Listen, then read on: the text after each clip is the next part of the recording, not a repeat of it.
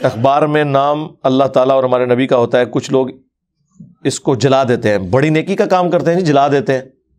مسئلہ تو تب ہے جب آپ کوڑے دان میں اسے پھینکیں، اسے گندگی کے ڈھیر پہ پھینکیں، ایون پانی میں پھینکیں، اور وہ جب پانی خشک ہو تو کنارے کے اوپر اخبارات اور قرآن کے پرانے صفحے اور آنکھ جو ہیں وہ آ کے یہاں پہ اکٹھے ہوں اور ان کی بے ادبی ہو رہی ہو۔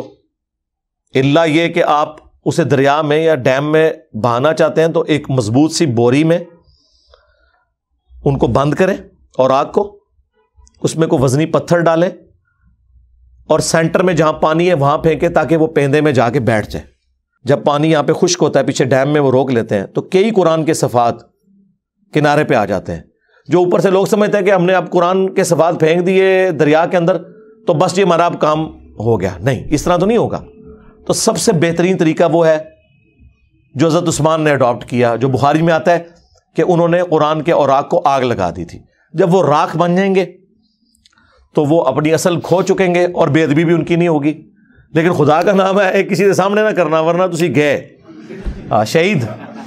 کیونکہ لوگ تو اسے گستاخی سمجھتے ہیں۔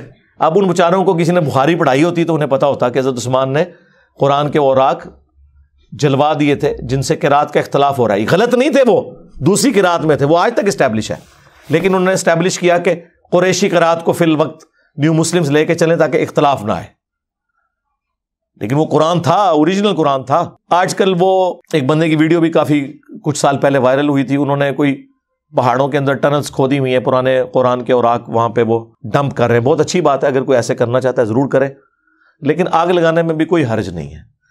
اس طرح کی کوئی صفات ہوں، آپ کسی تندور والے سے بات کر لیں، یہ نہ ہو سی سی ٹی وی پہ آپ کی ویڈیو بنا کے تو کل کو آپ سے دشمنی ہوتے تو انہوں جناب ٹنگے ہوئے انہیں۔